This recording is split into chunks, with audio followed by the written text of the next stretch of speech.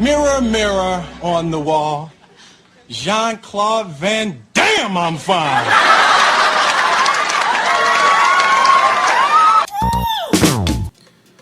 What's going on, everybody, and welcome to another episode of Tunji's podcast. I am your host, Tunji Taylor Lewis.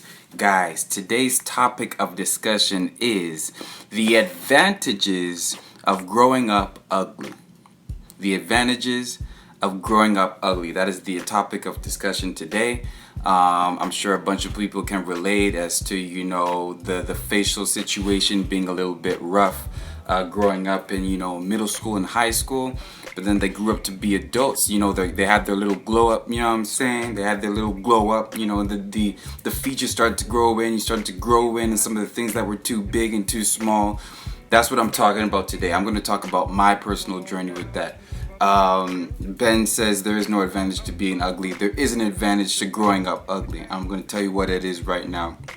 I'm still waiting on my glow up. So like right now, my situation is just like, look, like I don't necessarily consider myself to be a particularly like attractive. Like I'm all right. Like I'm all right in these streets. Like I can get by. I grew into my looks. This is, I'm happy with where I ended up, so to speak. But there was just a period there in middle school and high school, man, where it was just like, whew, like even starting as a kid, right? Like I was a decently cute kid, but my head was big, right? Like my head was big. Like basically the size of my head now is the size of the head that I had when I was, 2, 3, 4 years old. And like, that's not necessarily a good thing. Walking around looking like a lollipop out here, man. So that was sort of like a situation, but kind of got through that. Actually, even before that, like I was a baby who was 2 weeks late, and so I came out because when babies stay in the womb for too long, they come out like super dry, and like I was super dry. My face was all like this. I'm like all crinkled up like this. I kind of came out looking like E.T. the alien. Like it just wasn't good. So, Then I get to middle school age, 9, 10, 11 years old. Actually, from the ages 10 to 12, I was just chubby. I was a chubby kid. I was a little fat out here, you know what I'm saying? I'm pretty sure at 10 years old, I was wearing like the husky size for a kid age like 2 years older than me. So for like, I was wearing clothes for a fat kid who was 12 years old, but I was 10, right? So it just, again, man, just wasn't good. Just wasn't good, right? And then what happened? Then I joined track and field. That helps me slim down a little bit. But then it's still not all the way. It's high school. You're in the tail end of puberty. You're still trying to figure some things out. Still trying to figure out your style. You got pimples on your face. You don't really care about combing your hair that much. Your hygiene isn't all the way where it needs to be. So high school wasn't all the way. So I would say the time when I had like sort of like my glow up started to start and I started to look okay out here was around the 12th grade. Like 12th grade, I look back on those pictures, I'm like, okay, like, it was starting to finally turn around. It's finally starting to culminate, God is good, God works miracles. But then I run into another problem, right? Which is the university I went to. So when I hit university, and this is the advantage of growing up ugly, right? Is like when you grow up ugly or not being the most attractive, you start to work on other skills. You start to, people, and let's be honest, middle school, high school, the most popular kids are the most attractive kids, so everybody likes them anyway.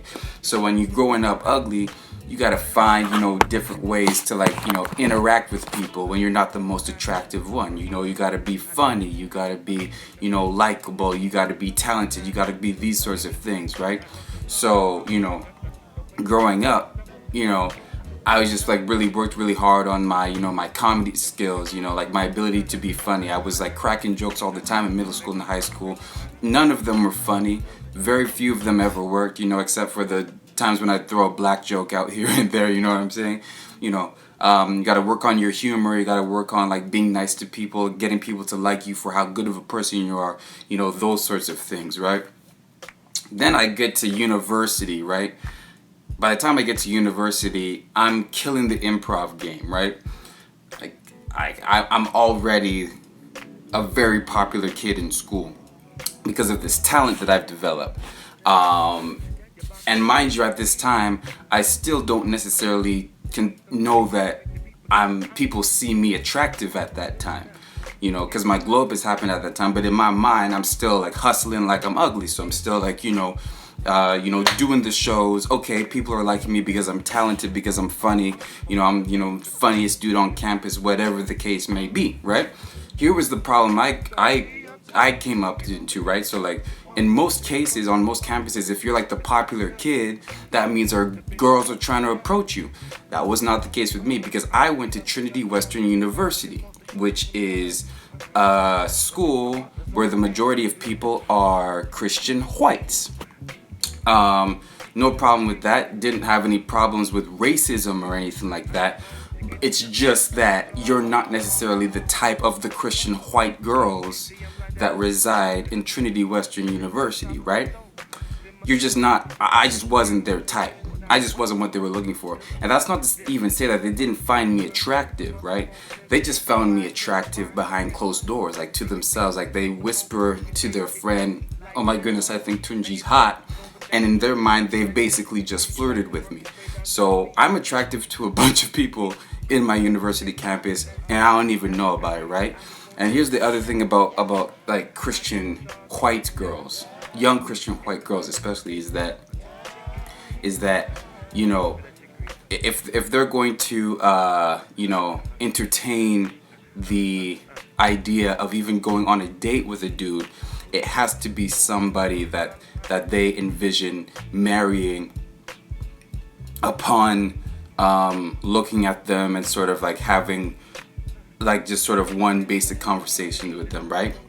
And when I say I wasn't their type, I really wasn't their type, because the type of dude that a Christian white girl, which was most of what was on the Trinity Western University campus, the type of dude that Christian white girls find especially attractive is Christian attractive Christian white boys with a dark past. See, that's the kind of thing they like. They love and don't let them be an athlete. They'll risk it all for that type of dude. They'll bring that one home. You know what I mean? Like, like the type of Christian right dude is just like, I grew up, had a passion for soccer. You know what I'm saying? But then I just got caught up in the wrong stuff. I was smoking weed in high school. I was swearing or like with my friends. I was going out to parties, drinking. I was doing whole bunch of just wild stuff. I was so lost. And then in one game, I got a bad knee injury and I was out for 8 months, and I fell into a depression. And in that depression, I started reading my Bible just cause.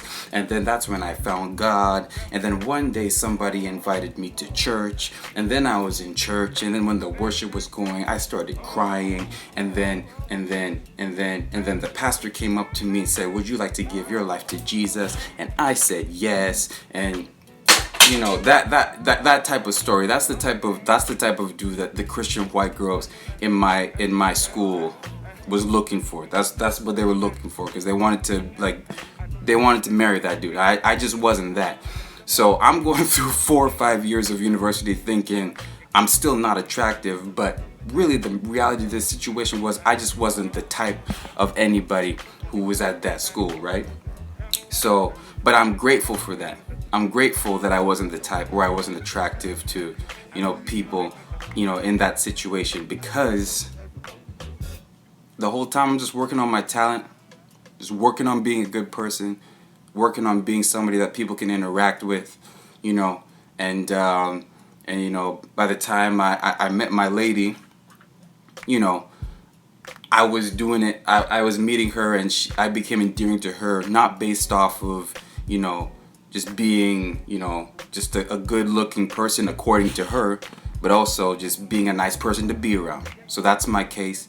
I'm gonna come back on live to do some freaking conversations with y'all. So just hang tight. I'm gonna end this now, and I'm gonna be right back. All right, peace out, y'all.